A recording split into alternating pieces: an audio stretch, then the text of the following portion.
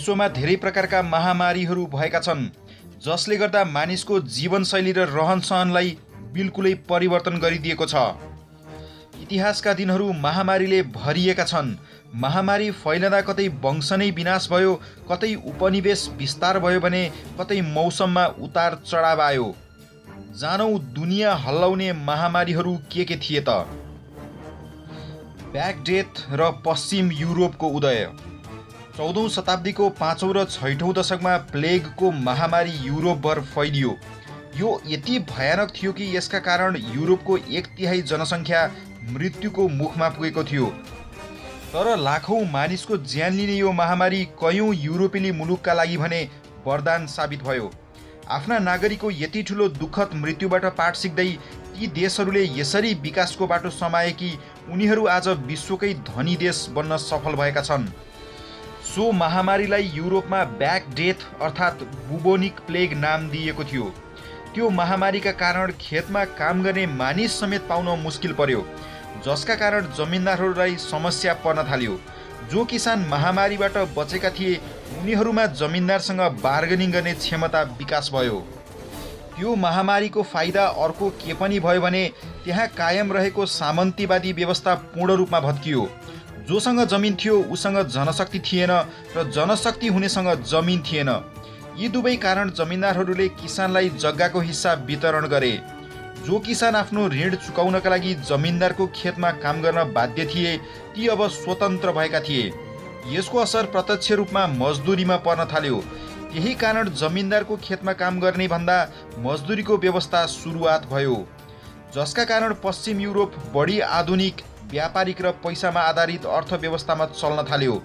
अब जमिनदारका लागि मजदुरीको रकम मजदुरलाई दिन महँगो पर्दै आएको थियो। सित्तैमा भइरहेको श्रम यो महामारीले पैसामा रूपान्तरण गरिदियो। त्यो महामारीले सामुद्रिक यात्राको सुरुवात पनि गराइदियो। महामारीले जमिनदार र सामन्तहरूको घरमा थुनिएका मजदुर वर्गलाई बिस्तारै बाहिर निकाल्यो। यही बाध्यताका कारण उनीहरूले नयाँ नयाँ रोजगारीको क्षेत्र खोजी गर्न थाले।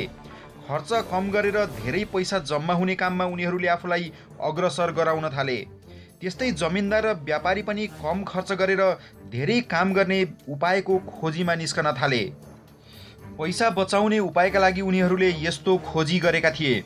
यही बिन्दुबाट नै पश्चिमी युरोपेली देशहरूमा साम्राज्यवाद सुरु भएको भनिन्छ। यही कारण युरोपेली मानिसले लामो समुद्री यात्रा सुरु गरे।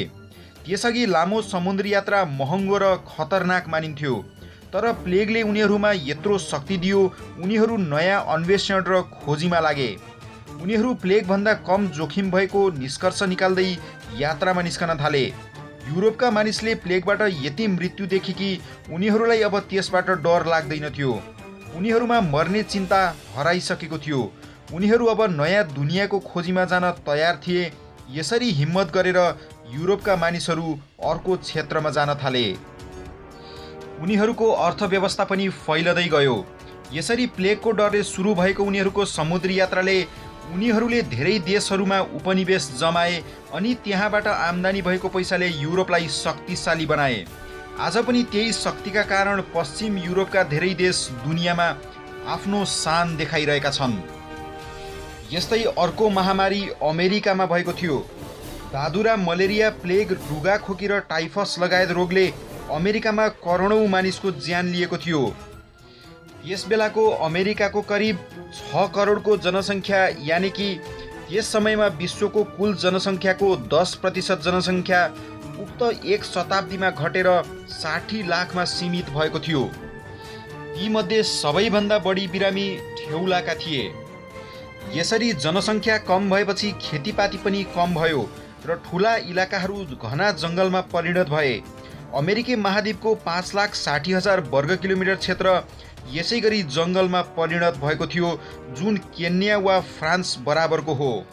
यसरी 81 यति ठुलो जङ्गल हुँदा कार्बन डाइअक्साइडको स्तर तल्लो बिन्दुमा आयो। यो तथ्य वैज्ञानिकहरूले अन्टार्कटिकाको बरफको नमुनाबाट प्रमाणित गरेका थिए। विश्वका अधिकांश भागमा यस कारण तापमानमा कमी आएको थियो। यति बेला तापमानको कमीका कारण विश्व यस्तो युगमा प्रवेश गरेको थियो जसलाई लिटिल आइस एज अर्थात् लघु हिमयुगको नामले पनि चिन्ने गरिन्छ। त्यसैगरी क्यारिबियन देश हैटीमा फैलिएको एक महामारीले त्यतिबेला साम्राज्यवादी शक्ति फ्रान्सलाई उत्तर अमेरिकाबाट लखेट्न सफल भयो। यही बिन्दुबाट अमेरिका शक्तिशाली देशको रूपमा उदायो। 1801 मा हैटीमा युरोपको औपनिवेशिक शक्ति विरुद्ध अधिकांश नोकरहरूले विद्रोह सुरु गरे। कयौं विद्रोहपछि फ्रान्ससँग सम्झौता भयो। हैटीका विद्रोही नेता तुस्यन्त लोबरतुरले फ्रान्ससँग सम्झौता गरेर हैटीका शासक बने। उता फ्रान्समा नेपोलियन बोनापार्टले आफूलाई आजीवन देशको शासक घोषणा गरे। नेपोलियनले हैटीमा कब्जा जमाउन 10,000 सैनिक त्यहाँ पठाए, युद्ध जिते र कब्जा पनि जमाए। तर त्यसै बेला सुरु भएको जन्डिस अर्थात् येल्लो फिभरबाट आफूलाई बचाउन सकेनन्। फ्रान्सका 50,000 सैनिक अधिकारी डाक्टर यसको चपेटामा परेर मृत्यु वरण गर्न बाध्य भए। 3,000 मानिस मात्र फ्रान्स सकुशल फर्कन सकेका थिए। यसरी येल्लो फिभरले गर्दा नेपोलियनले हैटी गुमाए।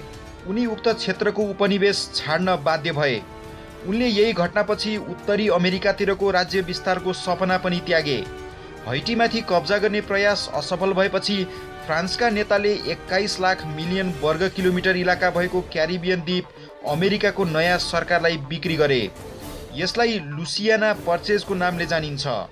यो खरिद गरेपछि अमेरिका 2 गुणा ठुलो भयो र उसले नयाँ शक्तिशाली देशको रूपमा आफूलाई उभ्याउन सफल भयो। अफ्रिकी जनावरमा फैलिएको एक महामारीका कारण युरोपेली मुलुकलाई आफ्नो साम्राज्य फैलाउने मौका मिल्यो। हुन त यो प्रकोपले मानिसको ज्यान लिएको थिएन, तर पशुहरूमा यसले ठुलो महामारी ल्यायो। 1888 र 1897 को बीचमा राइन्डर पेस्ट नामको एक भाइरसले अफ्रिकामा लगभग 90% घरपालुवा जनावरहरूको विनाश गरेको थियो। यसलाई जनावरहरूमा हुने प्लेग नामाकरण गरियो। यसरी जनावरहरूको विनाशले त्यहाँको समाज नै लडखडाएको थियो। भोकमरी फैलियो। मानिसहरू खेतमा जोरु जोत्न प्रयोग गर्थे, तर प्रकोपपछि गोरुहरू नै रहेनन्, त्यसैले खेतहरू पनि बाँझै रहन थाले।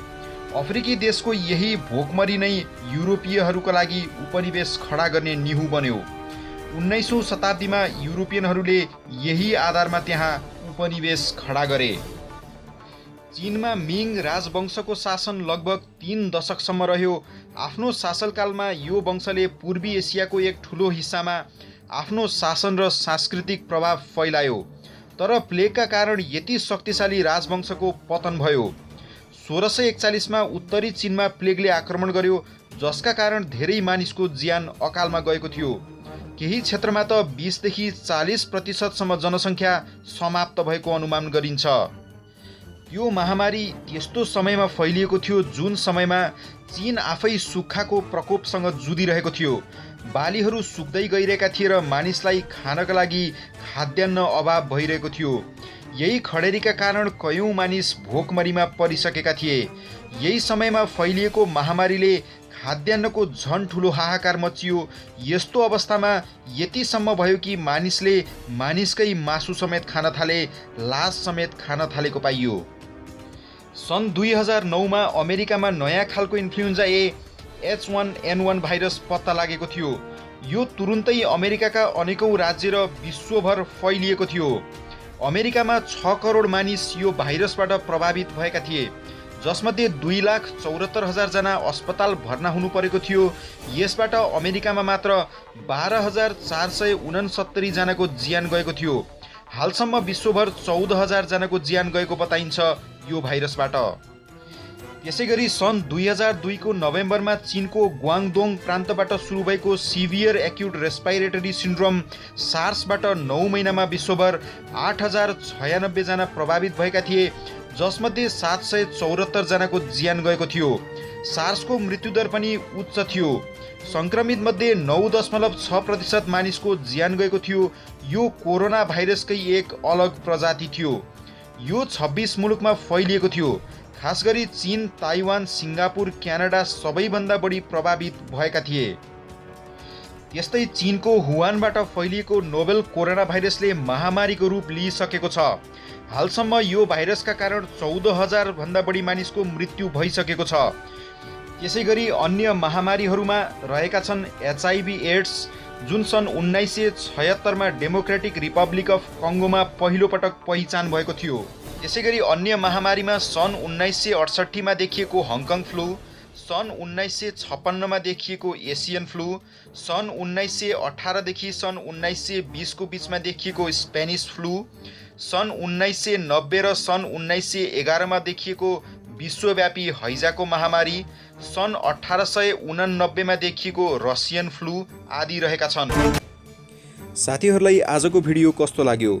यस्तै रोचक भिडियोको लागि हाम्रो च्यानललाई सब्स्क्राइब गर्न नबिर्सनुहोला है। साथै यो भिडियोलाई शेयर, लाइक र कमेन्ट पनि पक्कै गर्नुहुनेछ भन्ने आशा राख्दछु। हजुरहरूको दिन शुभ रहोस्। धन्यवाद।